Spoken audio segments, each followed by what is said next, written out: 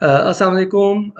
आप सबको Quranic welfare society और ज़ुबैर साहब का जो प्रोग्राम है 3D तरबियती प्रोग्राम, जिसमें हम उम्माहात, अबना और रिजाल के हवाले से कुरानिक तालीमात को समझने की कोशिश कर रहे हैं, और हमें बहुत ही ज़बरदस्त पॉइंट्स मिल रहे हैं कि कैसे पेरेंटिंग कैसे की जा सकती है, ख़वातीन के लिए क्या उसमें इंतहाई फ़ायदा मंद जो प्रोग्राम है कुरान पाक के अंदर पेश करदा अबना के हवाले से भी।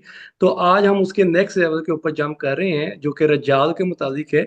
तो ये बहुत ही अहम सेगमेंट है ये भी, कि मर्द हजरात और का मुआशरे के अंदर किस तरह से किरदार होना चाहिए और कुरान किन को रज्जाल कहता है। तो इसके हवाले से मैं ज़ुबैर साहब को पहले तो प्रोग्राम में खुशामदीद कहता हूँ। आज के प्रोग्राम में भी हम इंशाल्लाह पिछले प्रोग्राम्स की तरह मज़ीद सीखेंगे ज़ुबैर भाई से। तो ज़ुबैर भाई, अस्सलाम वालेकुम। वालेकुम सलाम रहमतुल्लाहि व बरकातहू जी। बहुत शुक्रिया आपका। जज़ाकल्लाह खैर। जी ज़ुबैर भाई, जो हमारा सीक्वेंस एक बना हुआ है, उम्माहात के हवाले से हमने बात की, अबना के हवाले से हमने बात की, तो अब हम रज्जाल के पॉइंट पे आके तो खड़े हैं जहाँ पे हम देखेंगे कुरान पाक हमें क्या रहनुमाई और गाइडेंस फराहम करता है। तो कुरान पाक में जो डिफरेंट वर्ड्स यूज हुए हैं, अल्फाज का इस्तेमाल हुआ है, जैसा कि आपसे हमने सीखा कि कुरान पाक एक मानी के लिए दो अल्फाज इस्तेमाल नहीं करता। तो उससे हमें पता चलता है कि कितनी डाइवर्सिटी आती है फहम के अंदर और उस पैगाम के अंदर। कुरान हमें उस चीज कैफियत को विजुअलाइज करवाता है। तो क्या रज्जाल के हवाले से भी कुछ डिफरेंट वर्ड्स यूज हुए हैं कुरान पाक के अंदर, या मर्दों के हवाले से, जिनको आप हमें बताएंगे ताकि हम उससे मजीद मुस्तफीद हो सकें। जी जज़ाकल्लाह, बहुत शुक्रिया आपका। और तमाम अहबाब का भी बहुत शुक्रिया जी। और तमाम अहबाब को हमारी तरफ से सलाम भी। और सलाम सिर्फ सलाम नहीं, बल्कि सलाम उस सलामती के साथ कि जिसकी हमें और हमारे वतन वतन अजीज को बहुत ज़्यादा ज़रूरत है। सो पहले अल्हम्दुलिल्लाह हमारा प्रोग्राम हुआ था उम्माहात के हवाले से। उस पर बहुत तफसीलन हमारी बात हुई, जिस पर हमारी मोहम्मद मैम आमिना लतीफ़ कर रही थी। और माशाल्लाह वो तो, मैंने आज आज भी ये बात कही कि वो बड़े माशाल्लाह ज़बरदस्त अंदाज में इस प्रोग्राम को लेकर गई हैं। अब हमारी बारी है, और हम कांप रहे हैं इस वक्त, क्योंकि अब बारी आई है रिजाल की। तो अबना पर भी हमारी अल्हम्दुलिल्लाह बहुत अच्छी गुफ्तगू रही। और अब जो बात है वो है अर रिजाल की। देखिए, मर्द के हवाले से एक बात तो हम ये बताते चलें कि ये जो हमारा सेशन है, जो अर रिजाल की, जो आज आज पहला प्रोग्राम है अर रिजाल के ऊपर, तो हमारी तमाम जितने भी मर्द हजरात हैं उनसे ये दरखास्त है कि एक तो हमारी दरखास्त ये है कि आप अपने वक्त को कीमती बनाएं। क्योंकि लोग अक्सर ये कहते हैं कि जी आपके कीमती वक्त का शुक्रिया। हम लोगों को भी ये कहते हैं कि जनाब मेहरबानी करके आप अपना वक्त खुद कीमती बना सकते हैं किसी मकसद के साथ जुड़कर। तो आप सबका हमारी ये बड़ी ख्वाहिश है कि अपने वक्त को कीमती बनाएं। दूसरी बात सॉरी, दूसरी बात ये है कि हम जिस तरह उम्माहात की दो कैफियत आपके सामने लेकर आए थे, कि हमने ये बताया था कि उम्माहात की बायोलॉजिकल एग्जिस्टेंस क्या है और उम्माहात की आइडियोलॉजिकल एग्जिस्टेंस क्या है। इन दोनों चीजों को हम अपना में भी हमने पेश किया। अब बारी है जी रिजाल की। रिजाल में हम आपको पहले ये बताएंगे कि मर्दों की बायोलॉजिकल एग्जिस्टेंस के लिए कुरान करीम में कौन से अल्फाज इस्तेमाल किए हैं, और कैसे धीरे धीरे फिर वो मर्दों को आइडियोलॉजी की तरफ लेकर जाता है, और फिर कैसे यही मर्द जो हैं वो इन तमाम तर दराजात से गुजरते हुए अर्रिजाल के मकाम पर आते हैं। तो अर्रिजाल जो है वो उनकी डेस्टिनी है। उस तक आने के लिए जो एक तरतीब है कुरान करीम की, वो हम आप तमाम अहबाब के सामने रखेंगे। और जिसका मकसद ये है कि हम, पहली कोशिश हमारी ये है कि हम अ, मर्द की, अर्रिजाल की जात पर बात करें, और फिर उनकी सिफात पर बात करें। तो इससे हम पहला जो पहले अल्फाज आप लिख लीजिए ताकि आप सबके लिए आसानी रहे कि किन किन मौजुआत पर हमने ये बात जो है वो हम इस चीज को लेकर चलेंगे रिजाल के इस प्रोग्राम में। तो पहला लफ्ज जो कुरान करीम में इस्तेमाल किया है वो है दाब्बा। दाब्बा। दूसरा लफ्ज जो हम लेकर आए हैं आपके लिए वो है बशर। तीसरा लफ्ज हम आपके लिए लेकर आए हैं ज़कर, जिसे ज़ुकूर कहा जाता है, ज़कर। चौथा लफ्ज हम आपके लिए लेकर आए हैं इंसान। उसका पांचवा लफ्ज यानी पांचवा मकाम, ये मकामात हैं जो दाब्बा से बशर, बशर से ज़कर, ज़कर से इंसान, इंसान से आदम, और फिर आई एम सॉरी, और फिर आदम से अर्रजाल। ये वो डेस्टिनी है जहां तक हम आएंगे। तो आगाज हमारा होगा जी, बिस्मिल्लाहिर्रहमानिर्रहीम, अऊज़ु बिल्लाहि मिनश शैतानिर रजीम, बिस्मिल्लाहिर्रहमानिर्रहीम। सूरह नहल आयत नंबर 49 अगर आप निकाल लीजिए। अऊज़ु बिल्लाहि मिनश शैतानिर रजीम, बिस्मिल्लाहिर्रहमानिर्रहीम। वलिल्लाहि यसजुदु मा फिस समावाति व मा फिल अर्द मिन दाब्बतिन व मलाइकतु व हुम ला यस्तकबिरून। यकीनन आसमान और जमीन के कुल जानदार और तमाम फरिश्ते अल्लाह के सामने सजदा करते हैं और जरा भी तकब्बुर नहीं करते। यहां पर लफ्ज आया है जी दाब्बा। दाब्बा जो है ये वो लफ्ज है कि जो जानदार के लिए इस्तेमाल होता है।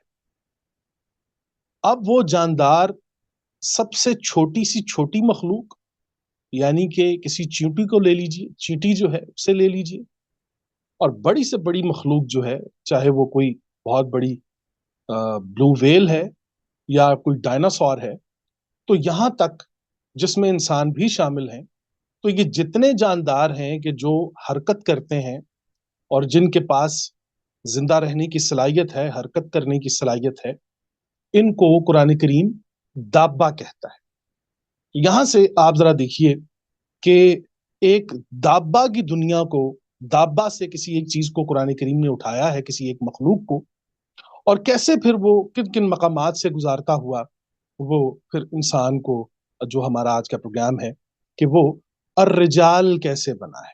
और रिजाल के ऊपर जब हम आएंगे तो फिर वो पूरी डेफिनेशन भी हम आपको देंगे। तो पहले हम बात कर लेते हैं कि दाब्बा। तो दाब्बा लिख लीजिए कि दाब्बा जो है वो जानदार के लिए इस्तेमाल होता है, वो जानदार कि जिसमें जिंदा रहने की सलाहियत होती है और जिसके अंदर हरकत होती है, वो दाब्बा होता है। अच्छा जी, दाब्बा के बाद हमारे पास अगला लफ्ज आता है जी बशर। बशर, तो जिस तरह कि अभी थोड़ी देर पहले फराज भी फरमा रहे थे कि हम ये कहते हैं कि कुरान करीम में एक मानी के लिए दो अल्फाज इस्तेमाल नहीं हुए, तो ये आपने इस पूरे सीक्वेंस में ये जहन में रखना है कि क्या कोई एक लफ्ज दूसरे लफ्ज का हम वो जू मानी तो नहीं हम अल्फाज इस्तेमाल कर रहे, बल्कि कुरान करीम उनकी पूरी कैफियत को बयान करता है। तो हमने दाब्बा का मानी आपके सामने रखा, अब हम लफ्ज लेकर आए हैं बशर। अब आपने ये जहन में रखना है कि बशर में और इंसान में क्या फर्क होता है, बशर में और ज़कर में क्या फर्क होता है। ये जब इनको आप कंपैरिजन करेंगे तो फिर आपको ज्यादा आपकी दिलचस्पी बनेगी, और जहां जहां ये अल्फाज आएंगे आपको पता चलेगा कि कुरान करीम ने ये ये अल्फाज जब इस्तेमाल किए हैं, तो फिर इसमें इंसान की उस तारीख को, उसकी तरबियत को भी उसने सामने रखा है कि कैसे कितनी सदियों से गुजर कर ये इन अल्फाज के ऊपर सफर करता हुआ आज जिस हाल में हम 2025 में बैठे हैं, तो कैसे बैठे। तो लफ्ज आया है जी बशर। बशर के लिए आप निकाल लीजिए सूरह साद आयत नंबर 71।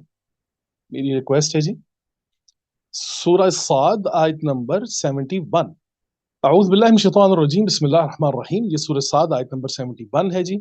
इसमें हम आपको बताएंगे कि यहाँ पर जब बशर का लफ्ज आया है तो ये इंसान का कौन सा मकाम है।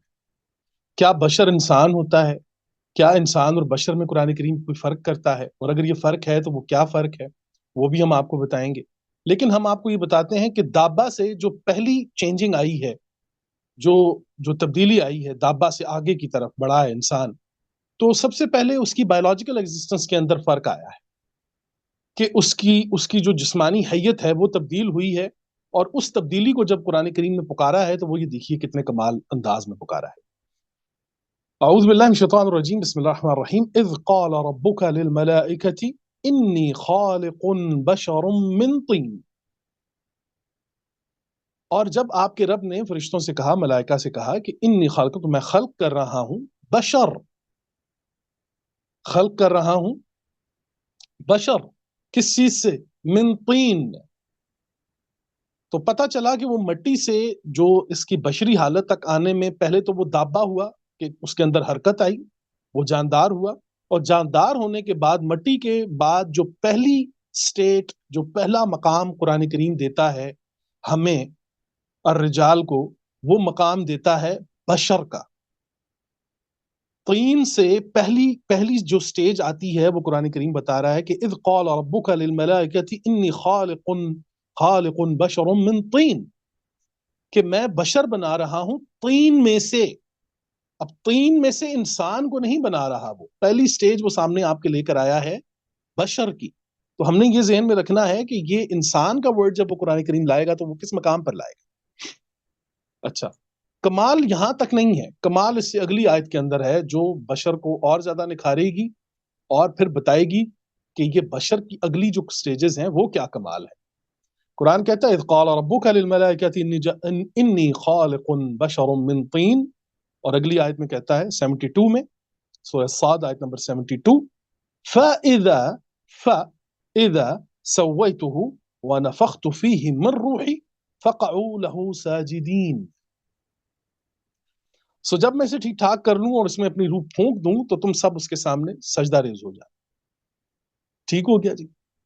اب یہ بتائیے کہ یہاں پر جو قرآن کریم نے بشر کا لفظ استعمال کیا ہے، تو قرآن کریم نے کہا ہے کہ جب میں بشر بنا لوں اور اس میں اپنی روح پھونکوں، تو جب ہمارے ہاں بشر جو ہے وہ انسان ہے، تو پھر اس میں بنے بنائے انسان کے اندر روح پھونکنے کی بات سمجھ نہیں آ رہی. یہاں پر ایک بات بڑی کنفیوزنگ ہے جو ہم نے کنفیوژن کر لی ہے، قرآن کریم نے نہیں کی.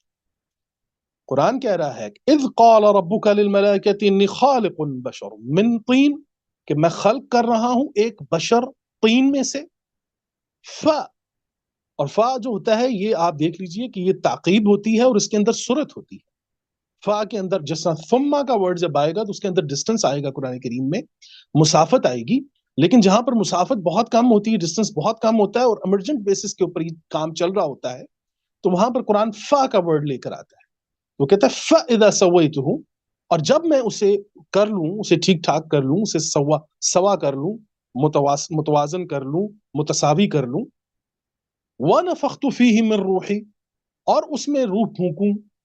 تو اب یہ دیکھیے کہ بشر بنا ہے اور اس میں روح پھونکی گئی، اور حالانکہ ہمارے ہاں بشر جو ہے وہ ایک پورے انسان کو کہا جاتا ہے. تو پتا چلا کہ یہاں پہ قرآن کریم نے جو سب سے پہلی بات ہمارے سامنے رکھی ہے وہ یہ ہے کہ بشر جو ہے یہ انسان کی بایولوجیکل حالت کو کہا جاتا ہے، جیسا کہ عربی زبان میں بشرا سکن کو کہتے ہیں، سکن کو، جلد والا. بشر جلد والا، سکن اس کی بایولوجیکل حیت جو ہے اس کی، وہ حیت کہ بشر کہتے ہیں جسمانی اعضاء کا مجموعہ، اعضاء کا مجموعہ، یہ اس کی بشری حالت ہے. تو بشر جو ہے یہ انسان کی بایولوجیکل کنڈیشن ہوتی ہے، اور اس سے جب اگلے درجات پر وہ جاتا ہے تو پھر آگے درجہ آتا ہے انسان کا. اور جہاں پر وہ انسان کا لفظ استعمال کرتا ہے تو انسان کہتے ہیں کہ انسان ہوتا ہے روحانی، اخلاقی، کرداری، شعوری، معنوی حالت کا مجموعہ. جہاں پر وہ بشر کا لفظ استعمال کرتا ہے تو وہ ایک بایولوجیکل انسان سے مخاطب ہے. لیکن جہاں پر وہ آئیڈیولوجیکل ریلیشن یا کنورسیشن لے کر آتا ہے، آئیڈیولوجیکل ریلیشن، یہ الفاظ لکھ لیجئے، آئیڈیولوجیکل ریلیشن یا کنورسیشن لے کر آتا ہے، وہاں پر قرآن کریم لفظ لے کر آتا ہے انسان. انسان. تو جہاں پر پورے قرآن کریم میں آپ کہیں بھی یا ایھا البشر کا لفظ نہیں سنیں، لیکن آپ یا ایھا الناس کا لفظ سنیں، یا ایھا الانسان، انسان کا لفظ آپ سنیں گے.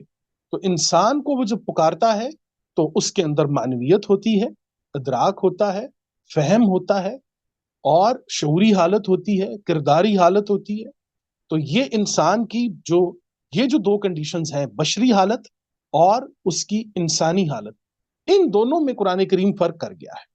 تو یہاں پر جب اس نے کہا ہے کہ وَإِذْ قَالَ رَبُّكَ لِلْمَلَائِكَةِ، جب تیرے رب نے ملائکہ سے کہا کہ میں ایک بشر بنا رہا ہوں طین میں سے، اور جب میں اسے بنا لوں اور اس میں اپنی روح پھونکوں، اب پتا چلا کہ یہ اس سے اگلی کیٹیگری ہے۔ تو قرآن کریم یہ بتا رہا ہے کہ روح پھونکنے کے بعد پہلے دابا، دابا سے بشر، اور بشر کے بعد روح پھونکنے کے بعد وہ جس درجے پر فائز ہوا ہے وہ ہے انسان۔ انسان اس لیے انسان ہے کہ یہ پہلی دفعہ روح پھونکنے کے بعد آئیڈیالوجی، معنویت، شعور، ادراک، اخلاق، کردار، ان تمام تر مناصب پر فائز ہوا ہے۔ تو تب اسے اللہ نے قرآن کریم میں، آگے ہم آپ کو دلائل دیتے چلے جائیں گے کہ یہ دابا سے پہلی شفٹنگ اس کی ہوتی ہے بشری حالت کے اندر۔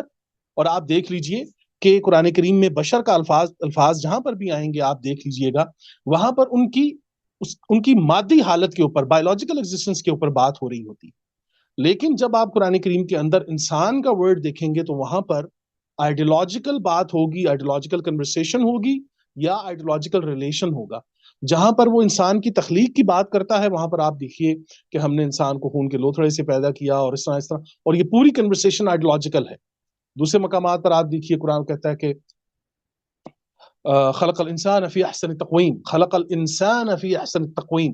تو جہاں سے حسن شروع ہوتا ہے وہاں سے انسان کا کردار سامنے آ جاتا ہے۔ جہاں پر روح پھونکنے کے بعد یہ پہلا درجہ، جب اس پہلے درجے میں یہ داخل ہوتا ہے کہ جسے قرآن کریم انسان کہتا ہے، تو یہ وہ درجہ ہوتا ہے کہ جس میں اس کو معنویت حاصل ہوئی ہے، اور یہ معنویت اور یہ روحانیت، یہ اخلاقیات، یہ کردار اور یہ تمام تر چیزیں اسے میسر آئی ہیں روح پھونکنے کے بعد۔ روح پھونکنے سے پہلے کی جو حالت ہے وہ ہے اس کی بشری حالت، لیکن روح پھونکنے کے بعد جو ہے وہ بنا ہے انسان۔ تو یہ ایک دلیل تو ہم نے رکھی آپ کے سامنے کہ اذ قال ربک للملائکۃ انی خالق بشرا من طین، کہ اور جب رب نے کہا کہ ملائکہ سے کہ میں خلق کر رہا ہوں بشر، تو پتا چلا کہ دابا سے بشر، اور بشر کے بعد جب اس کے اندر روح پھونکی گئی ہے اس کے بعد یہ آیا ہے انسان کے درجے میں۔ انسان کے درجے میں اس کی ایک اور مثال میں آپ کو دیتا ہوں جی، یہ لے لیجئے سورہ الحجر، سیم ہے یہی آیات، سیم وہاں پر بھی آئی ہیں۔ سورہ الحجر آیت نمبر 28 29، اور یہاں پر بھی یہی الفاظ آئے ہیں وَإِذْ قَالَ رَبُّكَ لِلْمَلَائِكَةِ إِنِّي خَالِقٌ بَشَرٌ مِّن صَلْصَالٍ مِّن حَمَإٍ مَّسْنُونٍ، اور جب تیرے پروردگار نے فرشتوں سے فرمایا کہ میں ایک بشر بنا رہا ہوں، بشر کا ورڈ ہے یہاں پر، انی خالق بشر من صلصال من حمأ مسنون، کہ سڑی ہوئی کھنکھناتی مٹی سے پیدا کرنے والا ہوں۔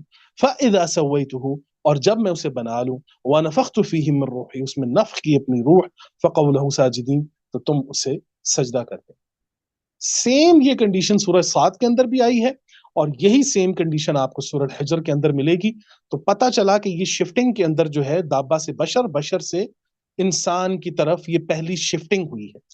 اب آ جائیے لفظ انسان کے اوپر کہ اس کی ہمیں کون سے ایسے دلائل ملتے ہیں قرآن کریم کے اندر کہ جس سے ہمیں بات سمجھنے میں آسانی ہو۔ آیت آتی ہے جی، اعوذ باللہ من الشیطان الرجیم، بسم اللہ الرحمن الرحیم۔ اذ رعى نارا فقال لأهله، اب یہ حضرت موسیٰ علیہ السلام کی بات ہو رہی ہے۔ اذ رعى نارا، اب یہاں پر دیکھنے کے لیے دو لفظ آئے ہیں جی، یہ بہت اہم نقطہ میں آپ کو بتا رہا ہوں، کائنڈلی میری درخواست ہے کہ لکھیے ان چیزوں کو، نوٹ کیجئے کہ یہاں پر دیکھنے کے لیے دو اہم ترین الفاظ استعمال ہوئے ہیں اور ایک ہی آیت کے اندر استعمال ہوئے ہیں۔ یہ بہت کمال ہے قرآن کریم کا۔ اذ رعى نارا فقال لأهلهم كثوا إني آنست نارا لعل آتيكم منها بقبس أو أجد على النار هدى۔ تو کہا یہ جا رہا ہے کہ جب اس نے آگ کو دیکھا، اب دیکھا کے لیے رعا کا ورڈ آیا ہے، اذ رعى نارا، اور جب انہوں نے آگ دیکھی، فقال، تو انہوں نے کہا اپنے اہل سے، امکثوا، یہاں پر آپ رکیے۔ اچھا، یہ بھی یہاں پہ جاتے ہوئے میں بھی یہ بات بتاتا چلوں، چلیں، تاکہ جو ہمارے جتنے بھی احباب ہیں ان کے لیے ان کے علم میں بھی اضافہ ہو جائے کہ ٹھہرنے کے لیے قرآن کریم میں دو لفظ آئے ہیں، ایک لفظ ہے امکثوا، ایک لفظ ہے لبثوا۔ سورہ کہف کے اندر لبثوا کا ورڈ آیا ہے اور یہاں پر آیا ہے امکثوا۔ تو یہاں پر یہ ٹھہرنے کے لیے دو الفاظ آئے ہیں، لیکن قرآن کریم ان دونوں میں کیا فرق کرتا ہے؟ یہ بھی بڑا کمال ہے۔ وہ ٹھہرنا کہ جس میں آپ کو اٹھنے کا یا حرکت کرنے کا یا وہاں سے کوچ کرنے کا معلوم نہ ہو، وہ لبث ہوتا ہے۔ وہ ٹھہرنا کہ جہاں پر آپ ٹھہرے ہوں لیکن وہاں سے آپ نے کب اٹھنا ہے اور کب کوچ کرنا ہے یہ آپ کو معلوم نہیں ہے، تو وہاں پر قرآن کریم لفظ لے کر آئے گا لبثو۔ لیکن جہاں پر آپ کو معلوم ہے کہ وقت متعین تک آپ نے یہاں پہ رکنا ہے اور اس کے بعد آپ نے چل پڑنا ہے، تو وہاں کے لیے قرآن لفظ لاتا ہے امکثو۔ تو یہاں پر جو لفظ استعمال کر رہے ہیں حضرت موسیٰ علیہ السلام اپنی فیملی کے لیے، وہ استعمال کر رہے ہیں فقال لأہلہ امکثو، آپ یہاں پر رکیے۔ تو پتہ چلا کہ وہ ایک ٹارگیٹڈ جگہ پر جا رہے ہیں، اور کیا فرما رہے ہیں؟ اگلا لفظ بڑا اہم ہے، انی آنستو۔ آنستو، اب یہ آنس کا ورڈ آ گیا جی یہاں پر۔ اب یہ دیکھیے کہ قرآن نے ایک ہی آیت میں دیکھنے کے دو انداز جو ہیں وہ بیان کر دیے ہیں۔ ایک ہے را، را کہتے ہیں دیکھنے کو، ارا کہتے ہیں بار بار دیکھنے کو۔ یہ بھی ذرا نوٹ کر لیجئے تاکہ آپ لوگوں کے کام آ سکے۔ را کہتے ہیں دیکھنے کو۔ حضرت ابراہیم علیہ السلام نے فرمایا اپنے بیٹے کے لیے انی ارا فی منامی انی اذبحک، مطلب میں بار بار دیکھ رہا ہوں۔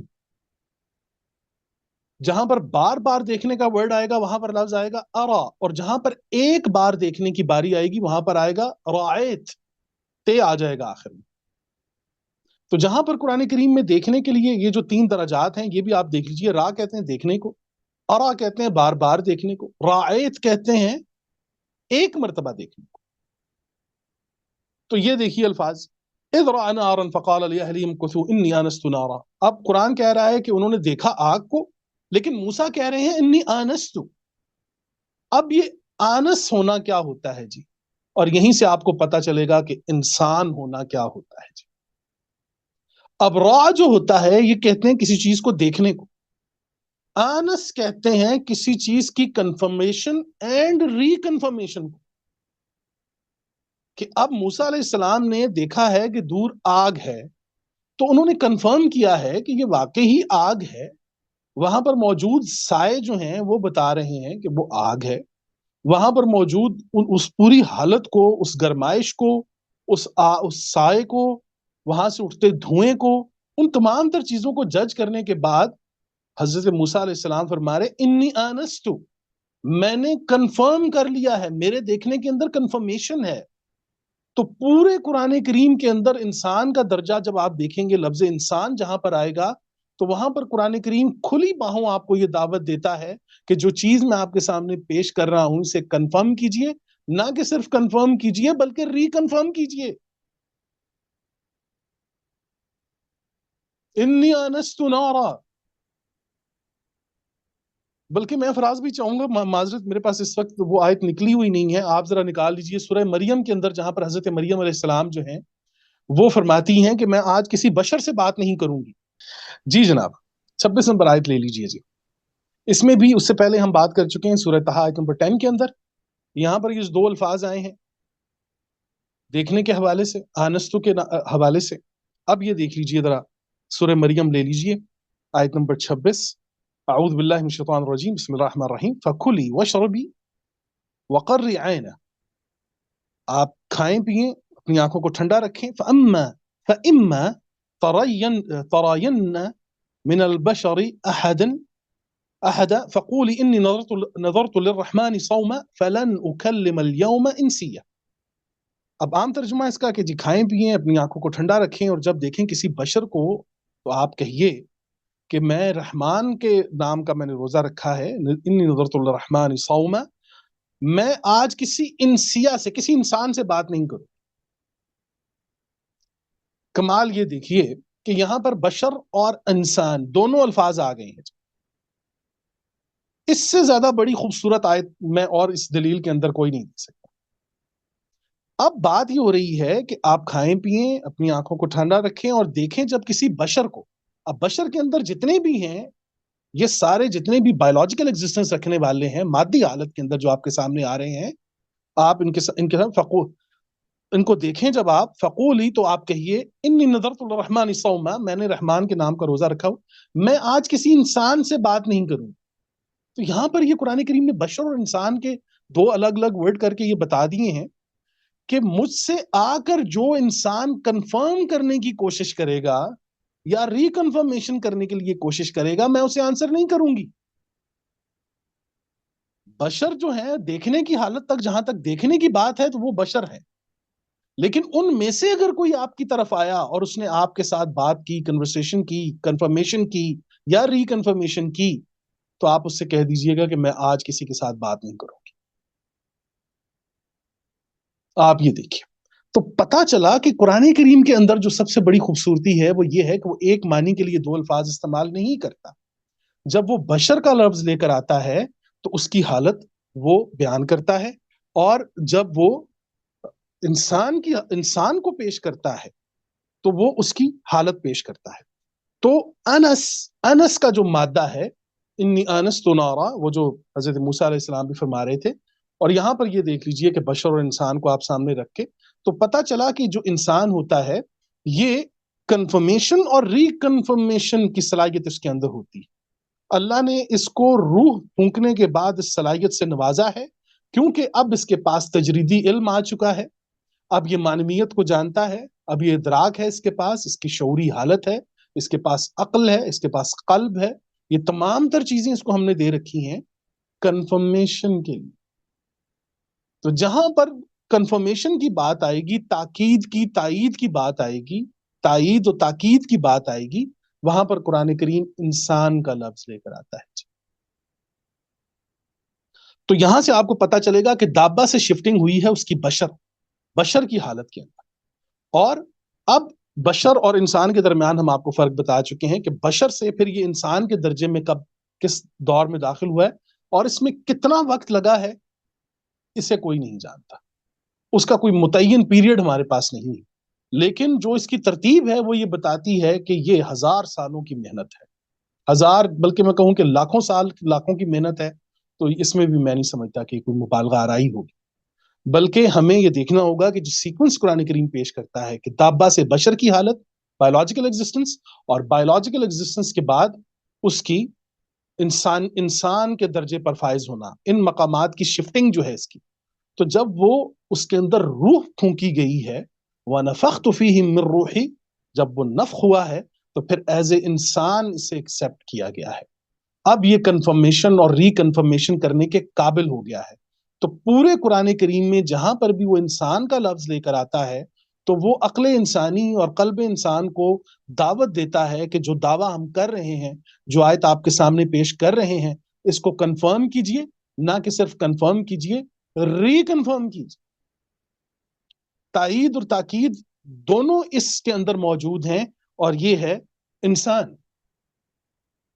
اچھا، اب یہ بھی ذہن میں رکھیے کہ بشر سے انسان کے اندر جو اس کے مقامات کی تبدیلی ہے، اس میں درمیان میں ایک اور درجے سے بھی یہ گزرا ہے، اور وہ درجہ ہے ذکر کا. ذکر جو ذکور، جسے ہم مذکر مؤنث یہ الفاظ استعمال کرتے ہیں، تو ذکر جو ہے، ذکر کہتے ہیں انسان کی وہ مردانہ حالت، مردانہ حیت، جسم کی مردانہ حیت جو ہوگی، جو اس کی پوزیشن ہے، جو فگر ہے اس فگر کو لے کر، اس کی اندر ذات کو لے کر جو تبدیلی، جو مردانہ جو وہ معاملات آئیں گے مردانہ کیٹیگریز کے اندر بطور جنس، تو اس کے لیے قرآن کریم لفظ لے کر آتا ہے ذکر. ذکور کا لفظ بھی آتا ہے. اس کے لیے بھی آپ ایک آیت لے لیجئے تاکہ آسانی رہے. ہم جتنے بھی ہمارے دوست احباب ہیں، جی، سورہ شورى آیت نمبر 49، سورہ شورى آیت نمبر 49 کو دیکھ لیجئے. اس میں آیا ہے للہ ملک السماوات والارض، اللہ کی ہے جو زمین آسمان، یخلق ما یشاء، اور وہ جس چیز کو چاہتا ہے وہ خلق کرتا ہے. یہب لمن یشاء اناثا ویہب لمن یشاء ذکور، وہ جسے چاہتا ہے بیٹیاں دیتا ہے، اور جسے چاہتا ہے مؤنث دیتا ہے، لڑکیاں دیتا ہے، اور جسے چاہتا ہے بیٹے دیتا ہے. مینس کہ ذکر جو ہوتا ہے یہ آپ کی وہ بایولوجیکل حالت ہے کہ جو مردانہ ہے. تو مردانہ حیت کو اس کے لیے قرآن کریم ذکر کا لفظ لے کر آتا ہے. اور جب وہ بایولوجیکل سے آئیڈیولوجیکل کنڈیشن کے اندر پہلی شفٹنگ ہوتی ہے قرآن کریم کے اندر, تو یہ انسان کا لفظ لے کر آتا ہے. تو یہ پہلا دروازہ جو عقل و شعور کے لیے کھلتا ہے قرآن کریم کے اندر, یہ پہلا دروازہ جو ہے یہ وہ جو پچھلی آیات ہم نے پیش کی تھی سورہ صاد اور سورہ الحجر, ان دونوں کی آیات, کہ اللہ نے یہ فرمایا ہے کہ میں نے انی خالق بشر من طین, کہ میں خلق کرنے لگا ہوں طین سے ایک بشر. اس کی بایولوجیکل حالت پر لے کر آیا ہے قرآن کریم, وہاں پر اس کو ذکوری اور اناثی حالت کے اندر لے کر گیا ہے. اور پھر جو پہلی شفٹنگ ہے آئیڈیالوجی کے اندر, جو پہلی شفٹنگ وہ کرتا ہے آئیڈیالوجی کے اندر, وہ انسان کے ورڈ کے ساتھ کرتا ہے. اور جہاں پر بھی آنس کا ورڈ آئے گا, آنس, اب کچھ لوگوں نے, کچھ علماء نے اس کے اندر انہوں نے کہا کہ انسیت سے بھی ہے, محبت سے بھی ہے, اور نسا کے مادے پر بھی کچھ علماء نے کہا کہ یہ بھول جانے والا ہے, اسے اس لیے بھی یہ جو ہے وہ نسی ہو جاتا ہے, بھول جاتا ہے, یہ بھی ہے. لیکن یہاں پر قرآن کریم نے سورہ مریم کے اندر آیت نمبر 26 میں جو لفظ استعمال کیے ہیں, وہاں پر بشر اور انسان کا فرق وہ بتا جاتا ہے. اس کے بعد پھر وہ دوسرے مقامات پر حضرت موسیٰ علیہ السلام کی جو مثال ہم نے پیش کی, وہ بھی وہاں پر بھی وہی بتا دیتا ہے کہ دیکھیے بشر اور آنس کے اندر, انسان کے اندر یہ فرق ہوتا ہے کہ انسان کنفرم کرتا ہے, نہ کہ صرف کنفرم کرتا ہے, ری کنفرم کرتا ہے. اس کے اندر تائید اور تاکید دونوں صلاحیتیں ہوتی ہیں. تو یہاں سے الرجال کو اپنی مادی حالت سے غیر مادی حالت کی یہ شفٹنگ معلوم ہونی چاہیے کہ ہم الرجال, اور ان میں ایسا نہیں ہے کہ الرجال کے اندر صرف ہم اپنے مردوں کی بات کریں, الرجال ان کو بھی کہا جاتا ہے جن میں خواتین بھی شامل ہوتی ہیں. ایک عورت کہ جو اپنے گھر کا, اپنے ملک کا کسی بھی چیز, کسی بھی ذمہ داری کو اٹھاتی ہے, وہ کوئی بھی ہے, اپنی پوری ذمہ داریوں کو اٹھاتی ہے, تو میں سمجھتا ہوں وہ 100 رجال سے زیادہ بہتر. تو رجال کے اندر ایسا نہیں ہوگا کہ وہ رجال میں صرف رجال ہی ہوں گے. اسی طریقے سے جو نساء ہیں اس میں صرف خواتین نہیں ہیں, کئی مرد بھی ایسے ہی ہیں. تو ان دونوں چیزوں کو ہم نے دیکھنا ہوگا کہ الرجال کے اس مقام کے اوپر جب قرآن کریم یہ ورڈز لے کر آتا ہے, تو بیسیکلی یہ ورڈز آپ کو بتانے کے دو مقصد ہیں. ایک مقصد تو یہ ہے کہ آپ کو قرآن کریم کی خوبصورتی, دلچسپی اور محبت دی جائے تاکہ آپ اس کتاب کریم کے قریب آئیں. دوسرا ہمارا مقصد یہ ہے کہ آپ کو یہ بتا سکیں کہ آپ پر خالق کی کتنی بڑی انویسٹمنٹ ہے. آپ کوئی 1-2 دن کی محنت نہیں ہے. آپ آج جس مقام پر بیٹھے ہوئے ہیں, یا میں جس مقام پر آیا ہوں, صدیاں گزری ہیں جناب. خالق نے آپ پر trillions and trillions and trillions and trillions کی انویسٹمنٹ کی ہے جی. اور یہ انویسٹمنٹ وہ ہے کہ جس میں آپ کو ایک مادی حالت سے اٹھا کر وہ ایک غیر مادی حالت میں لایا ہے, آپ کی مادی حالت سے اٹھا کر غیر مادی حالت میں کنورٹ کرتا ہے, کہ جہاں پر وہ آپ کو روح کے ساتھ مقصدیت دیتا ہے, معنویت دیتا ہے, ادراک دیتا ہے, شعور دیتا ہے. اور یہاں سے آپ اپنی اہمیت کا اندازہ لگائیے. ہم یہ چاہتے ہیں کہ آپ ان تمام تر چیزوں کو دیکھیں, سوچیں, سمجھیں. تو جو چیزیں ہم آپ کے سامنے رکھ چکے ہیں جی, کہ بشر جو ہے وہ جسمانی اعضاء کا مجموعہ ہوتا ہے, اور جو انسان ہوتا ہے یہ شعوری, فہم کا, معنویت کا, ادراک کا, ان تمام تر چیزوں کا مجموعہ ہوتا ہے. تو انسان جو ہے وہ آئیڈیولوجیکل ایگزسٹنس کے لیے یہ ورڈ آتا ہے. یہ یہاں پر آئیڈیولوجیکل ریلیشن ہو یا کنورسیشن ہو, وہاں پر قرآن انسان کا ورڈ لے کر آتا ہے. اور جہاں پر وہ بشر کا ورڈ لاتا ہے, جیسا کہ رسول اللہ صلی اللہ علیہ وسلم نے یہ فرمایا, یہ بھی ایک ظاہر ہے, چلیں آگے چل کے ہو سکتا ہے سوالوں میں کوئی سوال آ جائے, لیکن چلیں پھر ابھی ہم, کیونکہ وہ پھر بعد میں یہ ہے کہ دیکھتے ہیں کہ بات کس طرف جاتی ہے. اچھا جی, اب یہ 4 چیزیں آپ کے سامنے ہم نے رکھی ہیں. دابا, دابا سے بشر, بشر سے ذکر, ذکر سے انسان. اب یہ حضرت انسان کے جسے مادیت سے غیر مادیت, بایولوجیکل سے آئیڈیولوجیکل شفٹنگ کے اندر جب قرآن کریم لے کر آیا ہے, تو یہاں تک یہ انفرادی معاملات دکھائی دے رہے ہیں. ایک ایک ایک انفرادی تربیت ہے, ایک انفرادی ساری معاملات ہیں. ماں کے پیٹ میں ایک انفرادی معاملات ہیں کہ ایک ماں جو ہے وہ اپنے بچے کو تربیت ماں کے پیٹ سے ہی شروع ہوتی, وہ ساری تربیت کو لے کے, بلکہ وہ سارا اس کا پروسیجر جتنا بھی ہے انفرادیت دکھائی دیتی. لیکن آپ حیران ہوں گے جی, اب وہ 5واں جو ورڈ لے کر آیا ہے نا, کیا بات ہے. قرآن کریم 5واں لفظ لے کر آیا ہے آدم. آدم کسے کہتے ہیں جی؟ اب یہ دیکھیے کمال قرآن کریم کا. وہ انسان کے جو دابا تھا، دابا سے بشر ہوا، بشر سے ذکر کی حالت میں مردانہ حیت کے اندر یہ آیا. خواتین جو ہیں وہ خواتین کی حیت میں گئیں. یہاں پر ایک جوڑا بنا. جوڑے میں سے اب یہ دیکھیے کہ جوڑے کو پہلا شعور عطا کیا گیا. شعور عطا کرنے کے بعد، روح پھونکنے کے بعد، اسے یہ معنویت دینے کے بعد، اب یہ وہ کون سا ایسا مقام ہے کہ جس سے قرآن کریم بریکنگ نیوز بناتا ہے اپنی کتاب کی. وہ جب انسانیت کی گفتگو آغاز کرتا ہے انسانوں کے اوپر، تو وہ یہاں سے کرتا ہے کہ اذ قال ربک للملائکۃ انی جاعل فی الارض خلیفہ. وہ کہتا ہے میں نے، تمہارے رب نے کہا، ایک نمبر 27 ہے غالباً، تو انہوں نے کہا کہ جی تمہارے رب نے یہ کہا کہ میں جو ہے وہ ایک خلیفہ بنانے جا رہا ہوں. آیت نمبر 31 ہے جی سورہ بقرہ کی. اب ہم آئے ہیں جی شفٹنگ کے اندر، کہ 5ویں شفٹنگ جو ہماری آئی ہے وہ آئی ہے آدم. آدم تو اس کا تھوڑا سا میں آپ کو بیک گراؤنڈ بتا دیتا ہوں. یہ وہ پہلا مقام ہے، یہ وہ پہلا مقام ہے کہ وہ جو حضرت انسان دابا سے بشر، بشر سے ذکر، ذکر سے انسان، اور انسان کے بعد اب یہ وہ پہلا مقام ہے کہ انسان نے انفرادیت کو الگ کر کے پہلی دفعہ انسان اجتماعی معاشرتی زندگی کا متحمل ہوا ہے. پہلی اجتماعی انسانی معاشی تمام جو بھی آپ کہیں، پہلی دفعہ ایک معاشرے کی بنیاد کا متحمل ہوا ہے انسان. اور جب اس نے اجتماعی بات کی ہے، جب اس نے یونٹی کی بات کی ہے، اس نے معاشرے کی بات کی ہے، اسے اپنی ذات سے نکل کر دوسروں کی فکر لاحق ہوئی ہے، تو یہ وہ پہلا مقام تھا کہ جہاں پر وہ جواب دیتا ہے. یہ دیکھیں فرسٹ، میں اسے کہتا ہوں the first dialogue between the creator and the creation, the great creation, first dialogue.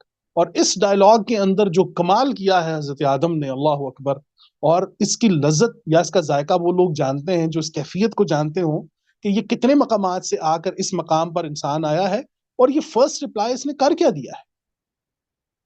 اس نے یہ فرسٹ رپلائی میں کیا ایسا کیا ہے کہ قرآن کریم اس کو بریکنگ نیوز بنا کے لے کے آیا ہے. کہا جا رہا ہے کہ آپ نے اس درخت کے نزدیک نہیں جانا، اس درخت کے نزدیک نہیں، آپ نے نہیں جانا. اچھا جی، وہ میں پہلے بھی عرض کر چکا ہوں کہ جب اللہ کریم یہ کہتے ہیں نا کہ لا تقربوا هذه الشجرہ، یا دوسرے مقام پہ کہتے ہیں لا تقربوا الزنا، یا دوسرے مقام لا تقربوا المال الیتیم، اور یتیموں کے مال میں ان کے قریب مت جاؤ، یا یہ تمام تر ورڈز جو قرآن کریم استعمال کرتا ہے. تو بیسیکلی وہ ایسے ہی کہتا ہے کہ اگر آپ اس طرف جائیں گے، اس چیز کے قریب جائیں گے، تو آپ مجھ سے دور ہو جائیں. تو جب آپ مجھ سے دور ہوں گے تو پھر آپ ان تمام تر مشقتوں اور مصیبتوں کے اندر مبتلا ہو جائیں گے. اب اس نے جب یہ کہا کہ آدم آپ اس درخت کے نزدیک نہ جائیے گا، تو فرسٹ رپلائی چیک کریں جی آپ. اللہ اکبر، فرسٹ رپلائی ہے. اور میرے لیے یہ یقین کیجئے کسی بگ بینگ سے بڑی چھوٹی بات نہیں ہے، بلکہ اس سے بہت بڑی بات ہے. اور وہ بات کیا ہے؟ قال، تو آدم علیہ السلام نے فرمایا ربنا. اب یہ دیکھیے وہ انفرادی انسان 4 مقامات سے شفٹ ہو کر آیا ہے، بلینز اینڈ بلینز انویسٹمنٹ ہوئی ہے اس کو شعوری حالت کے اندر لانے کی. اور پہلی شعوری حالت کے بعد ذرا کمال آپ دیکھیے اس کا، اور اس کا رپلائی دیکھیے کہ کہہ رہے ہیں کہ ربنا، اے نون الف، یہ نون نحنو ہے، آپ دیکھ لیجئے تسنیہ کا صیغہ، ویسے تو یہ اس کو تسنیہ کا صیغہ کہا جاتا ہے، لیکن نون الف جب آئے گا تو یہ جمع کے صیغے میں بھی استعمال ہوتا ہے. تو آپ یہ دیکھیے قرآن کریم نے کہا کہ کیا فرسٹ رپلائی آ رہا ہے؟ فرسٹ رپلائی آ رہا ہے ربنا، اے ہمارے رب. گنتے جائیے، ربنا، اے ہمارے رب، ظلمنا، ہم نے ظلم کیا، انفسنا، اپنے نفوس پر. اب یہ نا کا ورڈ آپ کو بتاتا چلا جا رہا ہے. ربنا ظلمنا انفسنا وان لم تغفر لنا وترحمنا لنكونن من الخاسرین. یہ وہ پہلا مقام ہے، یہ وہ پہلا مقام ہے کہ جسے خلافت ملی ہے. اور یہ خلافت کے پہلے اصول طے کرتا ہوا یہ انسان کہ جنہیں آدم کہا گیا ہے، یہ وہ پہلا خلیفہ ہے جس نے پہلا فیصلہ اپنے خلاف کر دیا ہے جناب. ذرا یہاں سے اس کی شعوری حالت کا اندازہ لگائے. یہ شعور کے کس مقام پر ہے اس بات کا اندازہ لگائیے. میں آپ سب سے میری یہ درخواست ہے خدا را کہ ان الفاظ کو سوچئے اور محسوس کیجئے کہ وہ پہلا ڈائلاگ ہے دونوں کے درمیان، خالق اور مخلوق کے درمیان. اور کمال یہ ہو رہا ہے کہ وہ کہہ رہا ہے کہ ربنا قال ربنا ظلمنا انفسنا وان لم تغفر لنا وترحمنا لنكونن جمع جمع جمع جمع جمع کا سکھا. اور دوسری طرف جب آپ جائیں گے ابلیس کی طرف تو انفرادیت کا سب سے پہلا دعوے دار کہتا ہے انا خیر منہ، میں اس سے زیادہ بہتر ہوں جی. تو پتا چلا کہ انانیت کا سب سے پہلا دعوے دار ابلیس ہے، اور اجتماعیت کا، اجتماعی زندگی، انسانیت کی اجتماعی زندگی کا پہلا دعوے دار جو دنیا میں آیا ہے وہ ہے آدم. مقام دیکھیے آپ قرآن کریم کیا دے رہا ہے. ربنا ظلمنا انفسنا. اچھا جی، پہلا خلیفہ ہے، پہلا فیصلہ ہے جو اپنے خلاف کر رہا ہے. لیجیے، یہ رجال بننے جا رہے ہیں. ذرا دیکھیے گا یہ رجال کیسا رجال ہوتا ہے. وہ رجال جو بلیم گیم نہیں کرتا، وہ یہ نہیں کہتا کہ بما اغویتنی، کیا میرے، جو ابلیس نے کہا تھا کہ میرے رب تو نے مجھے ہائی جیک کیا ہے، تو نے اغوا کیا ہے مجھے. یہ وہ پہلا رپلائی دینے والا ہے، یہ رجال ہے کہ جو یہ فرما رہے ہیں کہ ربنا ظلمنا انفسنا، اے میرے رب ہم نے اپنے نفس پر ظلم کیا. یہ اعتراف جرم پہلے تو اس کا مزہ لیجئے. اور دوسری بات کہ آپ کو خلافت دی گئی ہے، انی جاعل فی الارض خلیفہ. یہ خلیفہ ہے پہلا. خلیفہ کے اصول طے کر رہا ہے قرآن کریم. دل پر ہاتھ رکھیں. اور خلیفہ جو ہے وہ پہلا خلیفہ یہ ہے کہ جو پہلے اپنے جرم کا معترف ہو، دوسروں پر انگلی اٹھانے سے پہلے وہ سب سے پہلے یہ ڈکلیئر کر دے کہ میں کس جگہ پر کھڑا ہوں جی.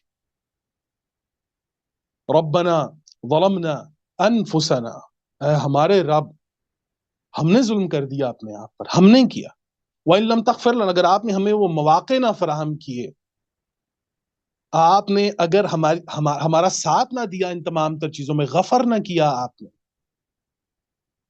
عجیب چیز ہے جی. ہمارے ایک دوست ہیں کویت میں، ان سے ہماری بات چیت ہو رہی تھی. تو میں تو سعودیہ میں رہا، تو سعودیہ میں پولیس اسٹیشن کو شرطہ کہتے ہیں نا، شرطہ. اور اس طرح کے وہ کیا ایک اور خاص ورڈ ہے جی ان کا، فی الشرطہ، پولیس والوں کو بھی بولتے ہیں اور جیل کو بھی بولتے ہیں. اچھا، لیکن کویت کے اندر جو ہے وہ جیل کو مغفر کہتے ہیں. ابھی بھی 2025 میں بھی کویت میں جیل کو مغفر کہتے ہیں. وہ کہتے ہیں جی اس کو مغفر کیوں کہتے ہیں؟ وہ کہتے ہیں جی ہم جب کسی ایک برے انسان کو یہاں لاتے ہیں نا، تو یہاں کوشش یہ کرتے ہیں کہ کسی طریقے سے سزا کی شکل میں بھی اور دعا کی شکل میں بھی، دوا کی شکل میں بھی اس کی اصلاح ہو جائے، اسے وہ تمام تر چیزیں فراہم کر دی جائیں کہ اس کی ذات دوبارہ تعمیر ہو جائے. یہ تمام فیسلٹیاں جو اسے دی جا رہی ہیں، اسے غفر کہا جا رہا ہے. کمال دیکھیں یہاں پر بھی زبان. ہیلمٹ کو بھی مغفر کہتے ہیں.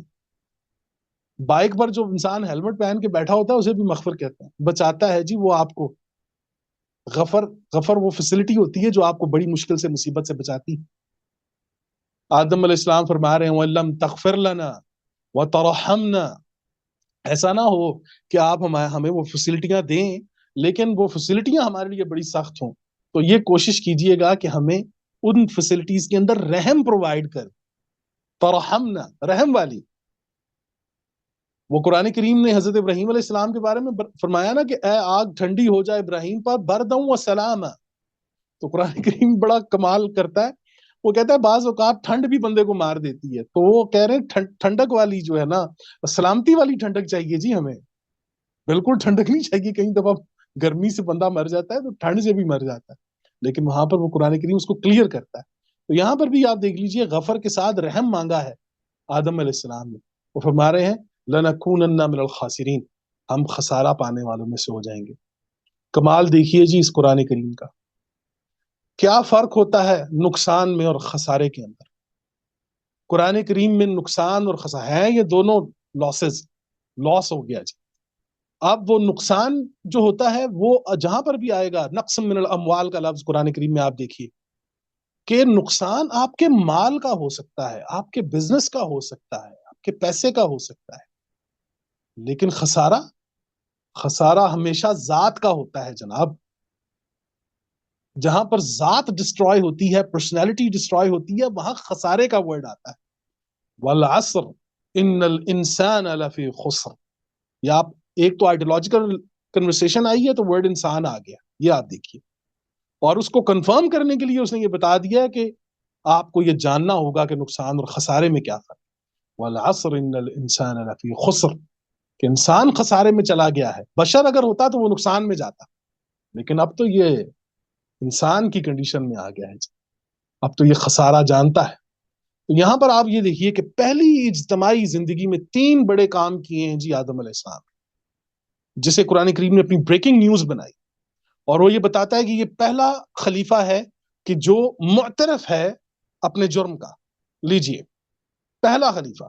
دوسرا کام جو اس نے کیا ہے وہ یہ، اس سے بھی بڑا کام، کہ پہلا فیصلہ، پہلا خلیفہ ہے، پہلا ہی فیصلہ اپنے خلاف کر دیا، اعتراف جرم ہے، پہلا فیصلہ اپنے خلاف۔